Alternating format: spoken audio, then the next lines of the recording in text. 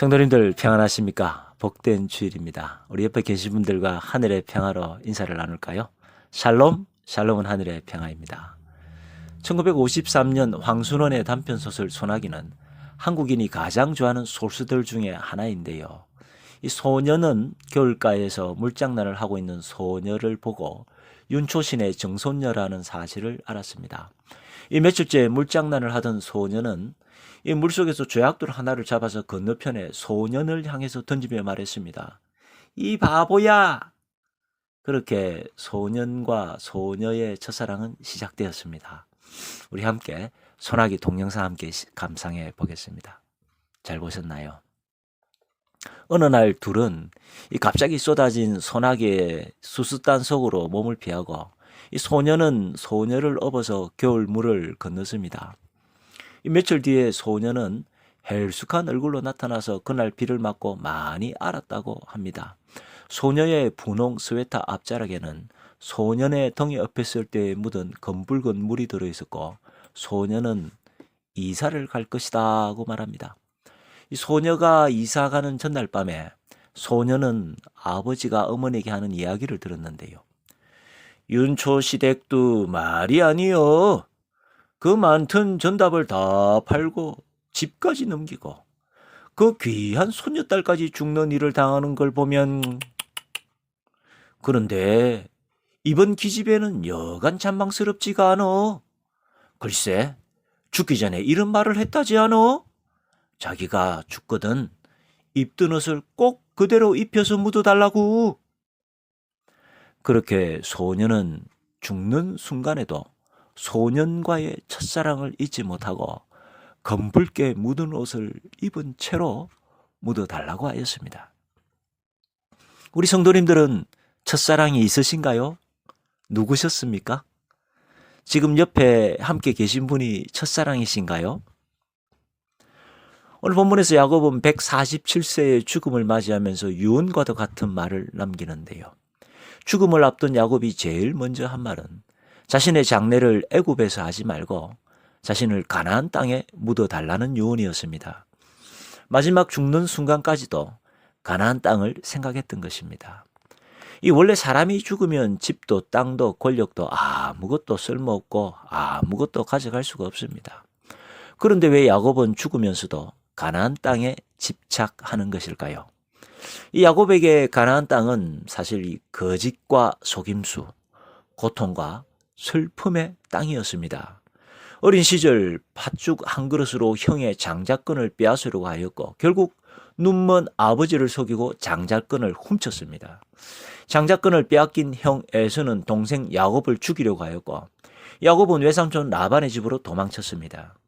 이처럼 야곱은 정직과 겸손의 사람이 아니라 이 어린 시절부터 내가 가지고 싶은 것은 반드시 가지고야 말겠다라는 탐욕과 이기심의 사람이었습니다.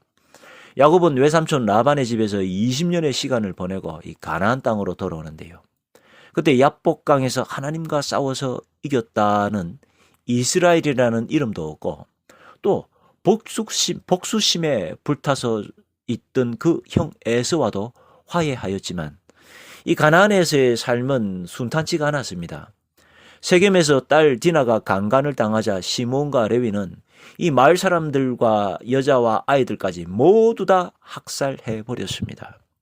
이 야곱은 사람을 마치 파린 목숨처럼 죽이는 살인마라는 유튜브 뉴스가 가나안 전 지역에 실시간으로 전파되어 버렸고 결국 야곱 교회는 사람들이 싫어하는 집단이 되어 버렸습니다. 첫사랑 아내였던 라헬은 제일 먼저 세상을 떠났고 엄마 잃은 불쌍한 아들 요셉도 짐승에게 찢겨 죽었다라는 비운의 소식을 듣게 되었습니다. 사실 형들이 시기로 요셉을 노예로 팔아넘기고는 짐승에게 찢겨 죽었습니다 라고 아버지에게 거짓말을 한 것입니다. 야곱은 비록 살아있지만 산목숨이 아니었습니다. 마치 지옥과도 같은 삶이었습니다. 하나님, 이제 더 살아서 뭐 하겠습니까? 저를 빨리 데려가 주십시오. 아내 라헬을 먼저 데려가시더니 이제는 불쌍한 아들 요셉까지 데려가십니까? 그것도 짐승에게 찢겨서 갈갈이 찢겨서 죽었습니다. 하나님, 너무하십니다.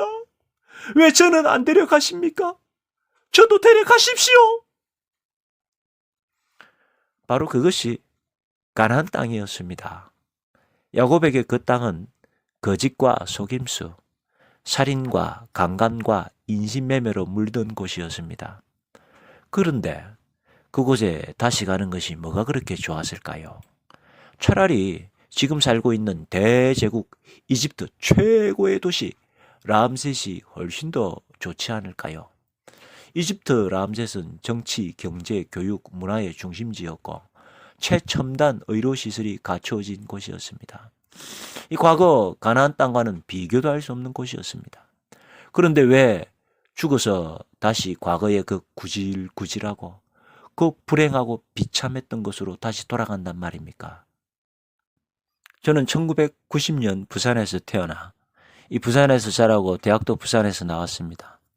이 말로는 부산이 대한민국 제2의 도시 부산 직할시라고 하지만 이 제가 살던 동네 그저리 미원 회사 이 평화유지 주변 거리는 이 짐주햄 소세지 돼지 도살장이 있었고 더럽고 앞치나는 쓰레기 매립장이 있던 곳이었습니다. 철뚝길에 기차가 지나가면 집이 흔들렸고 이 비가 오면은 사글세빵 스레터 지붕에서 물이 새어서 머리맡에 깡통으로 빗물을 받으면서 잤습니다. 겨울에는 연탄가스로 온 가족이 몇 번이나 죽을 뻔했고 마을 사람 아이들은 이 공부는 안 하고 놀면서 동네 장독을 깨어 부수고 아니면 옆집 아이 머리통을 다 깨어서 사고를 쳤습니다. 나중에 군대를 제대하고 어른이 되어서 어린 시절 그 마을에 다시 가보았는데요. 물론 이 과거에 어려웠던 그 상황으로 다시 돌아가서 살고 싶은 생각은 전혀 없었습니다. 저는 왜 그곳에 또 다시 가보았을까요? 오늘 본문에서 야곱은 왜 죽었어도 가나안 땅으로 가려고 했을까요? 도대체 야곱에게 가나안 땅은 무엇이었을까요? 오늘 본문에서 야곱은 침상머리에서 하나님을 예배하고 침상에 앉아 이야기를 했다고 기록하는데요. 여기서 침대라는 히브리어 미타는 이 지팡이를 의미하는 마테와 같은 자음을 가지는 단어인데요. 이 히브리어는 아시는 것처럼 자음만 있고 모음을 기록하지 않기 때문에 즉 미음, 티귿밖에 없습니다. 이 본문의 뜻은 미타, 침대일 수도 있고 마테, 지팡이일 수도 있습니다. 실제로 NIV 영어 성경은 지팡이를 의지하였다라고 번역하고 이 헬라어 번역 성경인 70인역 셉트아진트 성경도 지팡이로 번역하였고 이 신약 히브리서 11장도 이 야곱이 죽을 때 지팡이를 의지하였다라고 기록합니다. 그렇습니다. 이 야곱의 삶에서 가장 중요한 사건은 역시 야복강 사건입니다. 그때 하나님께 매달리는 믿음으로 승리하고 야곱에서 이스라엘로 이름이 바뀌는 사건이었습니다. 그때 야곱은 하나님께서 허벅지 뼈를 부러뜨리시는 바람에 뼈가 부러지는 치명상을 입고 이 지팡이를 의지하면서 살아야 하는 장애인이 되었습니다. 이 사람들은 지팡이를 의지한 그 야곱의 모습을 보면서 야복강의 그 역사를 생각했을 것입니다. 와, 대단하다. 저 지팡이는 하나님과 싸워서 이긴 믿음의 상징이다. 대단한 지팡이야. 보이는가?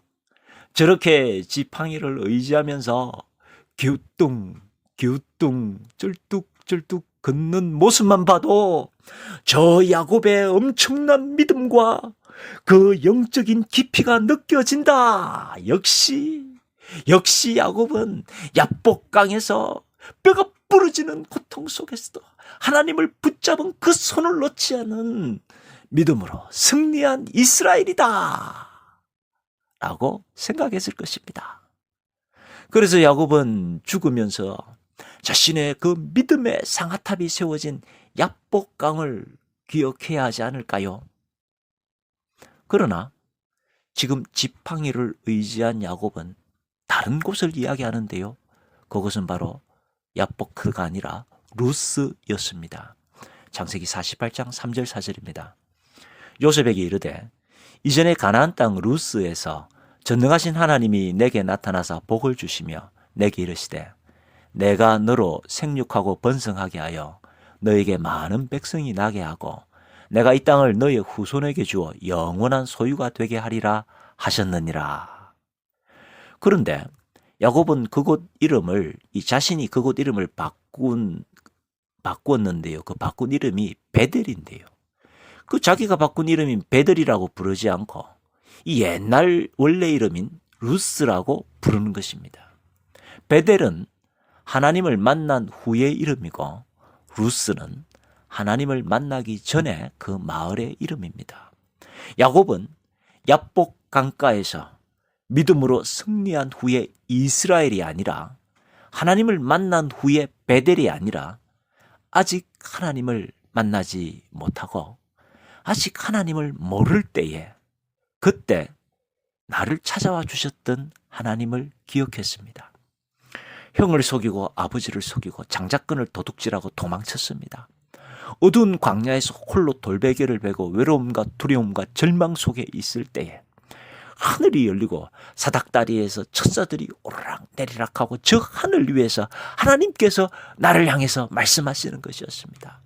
나는 너의 할아버지 아브라함의 하나님, 나는 너의 아버지 이삭의 하나님이다. 내가 너의 하나님이 될 것이다. 지금 너가 누워있는 이 땅을 너에게 주고 땅의 티끌처럼 많은 자손들을 너에게 허락하고 너를 복의 근원으로 삼고 너가 어디를 가든지 항상 함께하고 지켜주고 너를 다시 이곳으로 다시 돌아오게 하여 줄 것이다. 내가 너에게 허락한 것을 다 이루기까지 내가 결코 너를 떠나지 아니하리라. 이것이 야곱과 하나님과의 첫 만남, 야곱의 첫사랑, 첫 믿음이었습니다. 이처럼 야곱은 평생 동안 그 루스에서 홀로 밤의 광야에서 두려움 속에서 떨고 있을 때 그때 하나님께서 나에게 찾으셨던 그 하나님을 가슴에 품고 마지막을 맞으려고 했던 것입니다. 저는 군대를 제대하고 이제 좀 큰 어른이 되어서 어린 시절에 살던 그 마을에 가보았는데요. 미온 회사 조미료 공장, 평화유지 비누 공장 냄새, 이 진주햄 소세지 돼지 도살장 피냄새, 쓰레기 매립지가 있던 마을이었습니다. 그곳은 내가 아직 예수님을 만나지 못하고 아직 하나님을 알지 못할 때에 하나님께서 저에게 찾아와 주셨던 곳이었습니다. 저는 늘 불평과 불만에 사로잡혀서 살고 있었습니다. 왜 부모님은 이렇게 가난한가? 나는 왜 이렇게 재수 없이 가난한 집에 태어났나? 왜 부모님은 주말에 쉬지도 않고 일하셔서 왜 나와 함께 놀아주지도 못하는가? 왜 이 세상은 이 모양인가? 그러나 예수님을 영접한 후에 그 저주스럽고 지옥 같았던 삶은 천국으로 바뀌었습니다. 이전에 없던 기쁨과 감사가 넘쳤습니다. 매일 학교에 가는 버스 안에서 눈을 감고 기도하고 버스가 심하게 흔들릴 때는 눈을 뜨고 기도했습니다. 학교 야간 자율학습을 마치고 밤 11시, 12시에 집으로 돌아가면서 집으로 가지 않고 교회 지하실에 먼저 가서 교회 지하실 마룻바닥에 무릎을 꿇고 기도하였습니다. 성경 말씀을 읽기 시작했는데 무슨 말인지 다 알 수는 없었지만 그 말씀이 꿀보다 송이꿀보다 더 달고 더 맛있었습니다. 무엇보다 저는 제가 죄인이라는 사실 그 자체를 깨닫지도 못하고 인정하고 싶지도 않았었는데 그렇게 어리석고 교만했던 저에게 예수님께서 저에게 찾아오신 것입니다. 예수님께서는 저의 죄를 보여주시고 깨닫게 하여 주시고 회개케 하시고 하나님의 자녀로 삼아주셨습니다. 저는 저의 죄를 바라보며 울었습니다. 자격 없는 더러운 죄인을 찾아오신 그 예수님의 사랑에 울었습니다. 무엇보다 예수님이 그러한 나 때문에 십자가에 달려 돌아가셨다는 사실에 죄송하고 또 감사하고 그래서 울고 또 울었습니다. 성도님들, 우리 모두는 언젠가 다시 하나님 앞에 서게 될 것입니다. 그때 우리가 다시 예수님을 만날 때 우리 가슴속 깊은 곳에 가장 송직하게 가장 소중하게 간직하고 있는 보물 하나를 꺼냈으면 좋겠습니다. 그것은 바로 우리 예수님과의 첫사랑, 첫 믿음인 줄 믿습니다. 우리 예수님과의 첫사랑, 첫 믿음을 가슴속 깊은 곳에 깊이 간직하고 그 사랑을 간직하고 날마다 살아가는 저와 여러분, 우리 모두가 되시기를 주님의 이름으로 축원드립니다. 기도드리겠습니다.